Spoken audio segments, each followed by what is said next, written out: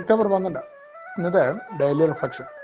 അതിസാഹസികതയ്ക്ക് നിയന്ത്രണം വരുത്തുക അല്ലെങ്കിൽ കടിഞ്ഞാണിടുക എന്ന തലക്കെട്ടോടുകൂടി 10ാമത്തെ പടിയുടെ ലേഖനം ഇന്നലത്തെ തുടർച്ചയായിട്ട് തന്നെയാണ് ഇന്നും വരുന്നത്.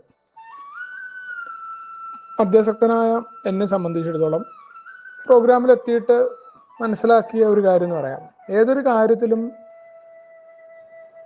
ഒന്നും ആലോചിക്കാതെ പ്രവർത്തിക്കുക, അല്ലെങ്കിൽ ഒട്ടും ചിന്തിക്കാതെ ദേഷ്യത്തോടു കൂടി ഉടനെയുള്ള പ്രതികരണം എന്താണോ വായിൽ വരുന്നത് അത് വിളിച്ചു പറയുക.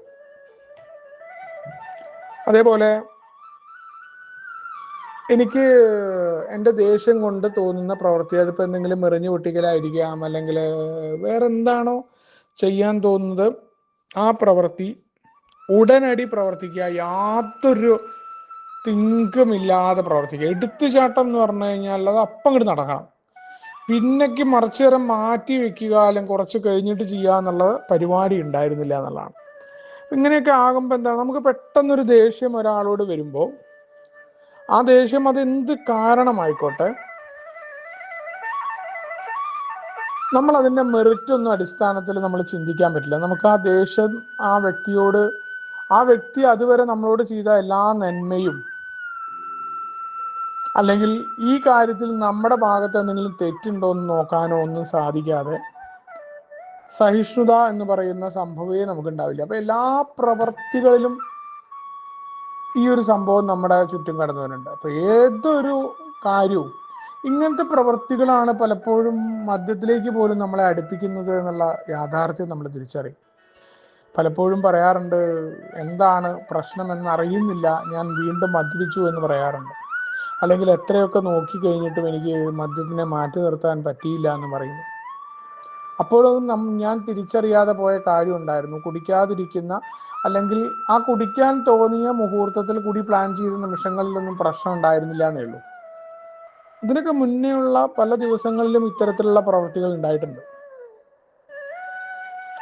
അതിനെ ബാലൻസ് ചെയ്യാനോ അല്ലെങ്കിൽ അതിലുണ്ടായ കുറ്റബോധമൊക്കെ ഉള്ളിൽ പേറി കടന്നിട്ടാണ് പിന്നീട് കുടിച്ചുകൊണ്ട് ഇതിനെ മറക്കാനുള്ള ശ്രമങ്ങൾ നടത്തിയത് എന്നുള്ളത് പിന്നീട് പ്രോഗ്രാമിൽ വന്നിട്ട് തിരിച്ചറിയണം. അപ്പോൾ ഒരു കാര്യവുമില്ലാതെ ഇതുകൊണ്ട് ആത്യന്തികമായിട്ട് പ്രോഗ്രാം ബോധ്യപ്പെടുത്തിയൊരു കാര്യം, ഞാനങ്ങനെ വളരെ പെട്ടെന്ന് തന്നെ ഒരു കാര്യത്തിൽ പ്രതികരിക്കുമ്പോൾ, എനിക്കിപ്പോൾ പ്രതികരിക്കുക ഒരു സംഭവം ഉണ്ടായി, ആ സംഭവം എന്നെ ബാധിക്കുന്നതാണ്, എനിക്ക് വല്ലാതെ പ്രത്യാഘാതം ഉണ്ടാക്കുന്നതാണെന്ന് അറിയുമ്പോൾ തൽക്കാലം ഞാനൊന്ന് കാമൻ ക്വയറ്റായിട്ട് ഇരിക്കുക എന്നുള്ളതാണ് ആദ്യം ചെയ്യാൻ പറഞ്ഞത്. അവിടെ ഒന്നും പ്രതികരിക്കാതിരിക്കുക എന്നുള്ളതാണ്. കുറച്ച് കഴിഞ്ഞിട്ട് പ്രതികരിക്കുക, ഒന്നും സംഭവിക്കാൻ പോകുന്നില്ല. നമ്മൾ ഒറ്റയടിക്ക് അതങ്ങോട്ട് കേട്ട ഉടനെയാണ് പ്രതികരിക്കേണ്ട കാര്യമില്ല. കുറച്ചേരം ആലോചിച്ചിട്ട് ഏതൊരു കാര്യത്തോടും ആ ഒരു സമീപനം വലിയ മാറ്റം ഉണ്ടാക്കിയിട്ടുണ്ട്. അതുകൊണ്ടായിരുന്നു തിങ്ക് എന്ന് അതിൽ പറയുക. ഒറ്റയടിക്ക് ഒരു കാര്യത്തിലും തീരുമാനം എടുക്കരുത്. അത് ലൈഫിലെ ഏതൊരു മുഹൂർത്തം ആയിക്കോട്ടെ, പെട്ടെന്ന് തീരുമാനം എടുക്കാൻ പലരും പ്രേരിപ്പിക്കുക. കാരണം പെട്ടെന്ന് എടുക്കുന്ന തീരുമാനങ്ങളൊക്കെ തെറ്റായിരുന്നു. നമ്മൾ വളരെ ആലോചിച്ചിട്ട് അതിൻ്റെ പ്രത്യാഘാതങ്ങളും അറിഞ്ഞുകൊണ്ട് നമുക്ക് അത്തരം കാര്യങ്ങളിലേക്ക് ഏർപ്പെടാനായിട്ട് പറ്റും.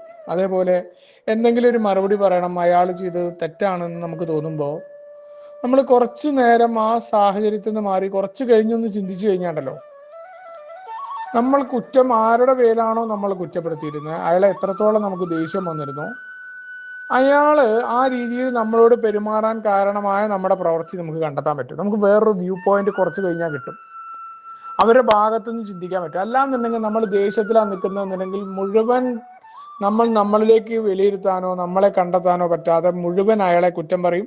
പിന്നെ നമ്മുടെ ഒരു സ്വഭാവം എന്ന് പറഞ്ഞാൽ നമ്മളെപ്പോഴും നമ്മളെ ന്യായീകരിക്കും. ഏതൊരു പ്രവൃത്തിയും ഞാൻ ഇന്ന കാരണം കൊണ്ടാണ് ചെയ്തത്, ഒരിക്കലും ഒരു കുറ്റം നമുക്ക് ഏറ്റെടുക്കാൻ പറ്റില്ല. അപ്പം അത് ചെറുപ്പത്തിലേ നമ്മൾ ശീലിച്ചു വരുന്നൊരു കാര്യമാണ്. നമ്മുടെ തെറ്റുകൾക്ക് നമുക്ക് ഏതെങ്കിലും ഒരു സാഹചര്യം ഇങ്ങനെ ആയതുകൊണ്ട് എനിക്ക് പറ്റിപ്പോയി, ഞാൻ അങ്ങനെയാണ്, എല്ലാത്തിനും നമുക്ക് ആരെങ്കിലും ചാരി നിൽക്കുന്ന ഒരു സ്വഭാവമുണ്ട്. അതിൻ്റെ കുഴപ്പം എന്താണെന്ന് വെച്ചാൽ ജീവിതത്തിൽ നമുക്ക് കടുത്ത പ്രതിസന്ധികൾ ഉണ്ടാകുമ്പോൾ നമുക്ക് നേരിടാൻ പറ്റില്ല, നമ്മൾ തകർന്നു പോകും. അപ്പം അവിടെയാണ് ഉത്തരവാദിത്തങ്ങൾ ഏറ്റെടുക്കേണ്ട ആവശ്യകത വളരെ കൃത്യമായിട്ട് ഓർമ്മപ്പെടുത്തുന്നുണ്ട്. ആത്മപരിശോധന എൻ്റേതാണ്, മറ്റുള്ളവരുടേതല്ല. മറ്റുള്ളവരുടെ വാക്കുകളും പ്രവൃത്തികളും അത് ഏതൊക്കെ തരത്തിലാണെങ്കിലും അത് എന്നെ ബാധിക്കുന്നുണ്ടെങ്കിൽ ഞാൻ കുഴപ്പത്തിലാണ്. ആത്മനിയന്ത്രണം എന്ന് പറയുന്നത് ആത്മനിയന്ത്രണം ഉണ്ടാകേണ്ടത് എനിക്കാണ്, മറ്റുള്ളവർക്കല്ല. അപ്പൊ അതിന് എനിക്ക് ആത്മനിയന്ത്രണത്തിൽ ചില കുഴപ്പങ്ങളുണ്ട് എന്ന ബോധ്യം ഈ പ്രോഗ്രാം തരുന്നുണ്ട്. ഇപ്പൊ എന്താണ് ഈ പ്രശ്നത്തെക്കുറിച്ച്, ഏതൊരു പ്രശ്നം ഉണ്ടാകുമ്പോഴും സത്യസന്ധമായ വിശകലനം എങ്ങനെ നടത്താൻ പറ്റും? ഞാൻ എൻ്റെ പാർട്ടല്ലാതെ അവരുടെ ഭാഗത്തുനിന്ന് ചിന്തിക്കണം എന്ന് പറയാറുണ്ട്. എങ്ങനെ അവരുടെ ഭാഗത്തുനിന്ന് ചിന്തിക്കാൻ പറ്റുക?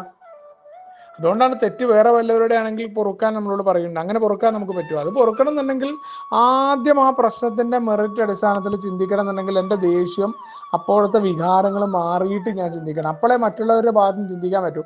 അല്ലെങ്കിൽ ഞാൻ എല്ലാത്തിനെയും ന്യായീകരിക്കും, എൻ്റെ പ്രവൃത്തിയെ ഞാൻ നീതീകരിക്കും. അത് നമ്മുടെ സ്വഭാവത്തിൽ അടിസ്ഥാന ഗുണം. നമുക്കൊരു തെറ്റുമില്ല, തെറ്റുകളെല്ലാം മറ്റുള്ളവർക്കും സാഹചര്യങ്ങൾക്കുമാണെന്ന് പറയും. നമ്മുടെ തെറ്റുകളെ ആക്സെപ്റ്റ് ചെയ്യാനുള്ള തയ്യാറെടുപ്പില്ലായ്മയാണ് നമ്മുടെ ജീവിതത്തിലെ പല ദുഃഖങ്ങളുടെയും ഹേതു എന്ന് നമ്മളോട് പ്രോഗ്രാം പറയുന്നുണ്ട്. അതുകൊണ്ട് ഏതൊക്കെ തരത്തിൽ ദേഷ്യം വരുന്ന പ്രവർത്തികൾ ഉണ്ടായിക്കോട്ടെ, ഉടനടിയുള്ള പ്രതികരണം നിർത്തുക. നമ്മളോട് പറയുന്ന ആ വാക്കിന്റെയും പേനയുടെയും ഉപയോഗത്തിന്റെ കാര്യം പറയുന്ന പോലെ ഉടനടി ഒന്നും പ്രതികരിക്കാതിരിക്കുക. അതിപ്പോ ആൽക്കഹോളിക്സ് അനോണിമസിന്റെ ഗ്രൂപ്പിൽ പോലും അങ്ങനെയൊക്കെ വീണ്ടും വിചാരമില്ലാത്ത പ്രവർത്തികൾ കുഴപ്പങ്ങൾ ഉണ്ടാക്കിയിട്ടുണ്ട്. നമ്മൾ ഉടനടി പ്രതികരിക്കുമ്പോൾ നമ്മൾ കാണാത്ത അർത്ഥം വേറെ ആൾ കാണും. പിന്നെ ആ ഈഗോ, അയാൾ പറഞ്ഞു എന്നുള്ള ഈഗോ നമുക്ക് കടന്നു വരും. അപ്പൊ അതിനുകൊണ്ട് കുറച്ചു നേരം പ്രതികരിക്കാതിരിക്കുക. എന്താ ഇപ്പൊ വരാൻ പോകണം? ഒരാൾ നമ്മളെ തോൽപ്പിച്ചു, അല്ലെങ്കിൽ ഒരു വാക്ക് പറഞ്ഞു, നമുക്ക് എന്താ സംഭവിക്കാൻ പോകണം? നമ്മളൊന്നുമില്ല, നമ്മളെ ഈഗോനെ ഒന്ന് മാറ്റി നിർത്തിയാൽ മതി. അപ്പൊ മാത്രമാണ് നമുക്ക് നല്ല മനസ്സുള്ളവരും സഹിഷ്ണുത എന്നുള്ള ആശയത്തെ പ്രാവർത്തികമാക്കാനൊക്കെ പറ്റൂ എന്നുള്ള വളരെ കൃത്യമായിട്ടുള്ള ഓർമ്മപ്പെടുത്തൽ. ആൽക്കഹോളിക്സ് അനോണിമസിന്റെ പ്രോഗ്രാം തന്നെ അത്തരത്തിലേക്ക് നമുക്ക് നിയന്ത്രണം കൊണ്ടുവരികയും സഹിഷ്ണുതയും സ്നേഹവും ഒക്കെ വളർത്തിയെടുക്കാൻ നമ്മളെ സഹായിക്കുന്നതാണ്. അത് ഒരു ദിവസത്തെ പരിപാടിയായിട്ട് ദൈനംദിന പ്രവൃത്തികളിൽ വേണം എന്നുള്ള ഓർമ്മപ്പെടുത്തലോട് കൂടിയാണ് കടന്നു വരുന്നത്. നമുക്ക് ഒരുമിച്ച് കൊണ്ടേ പറയുന്ന തത്വങ്ങളോട് മുന്നോട്ട് പോകാം. ശുഭദിനം, സുപ്രഭാതം.